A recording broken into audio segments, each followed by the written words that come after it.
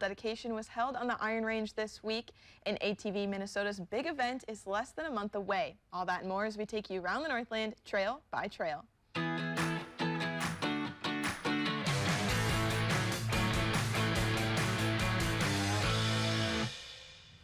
We start in Wakefield, Michigan, where the local snowmobile club is hosting a town hall to discuss Trail 2.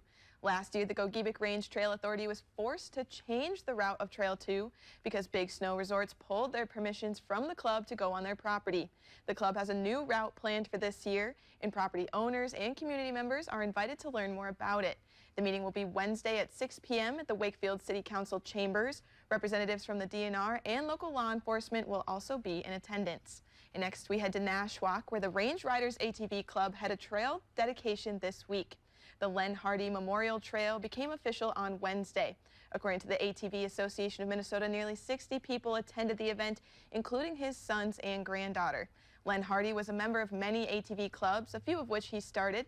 He also was a trail ambassador and was a DNR Volunteer ATV Safety Training Instructor of the Year.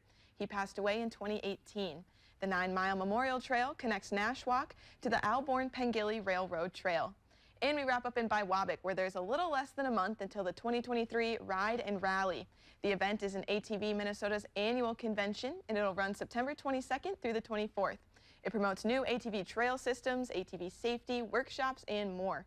Hosts this year include the Quad Cities ATV Club and the Rangers Snowmobile and ATV Club. It'll be held at Giants Ridge. Registration is required, and we'll have the link to sign up on our website. And if you or someone you know is part of a local trail club or alliance, send us a report to trailbytrail@northernnewsnow.com, and it might be featured as we take you around the Northland trail by trail.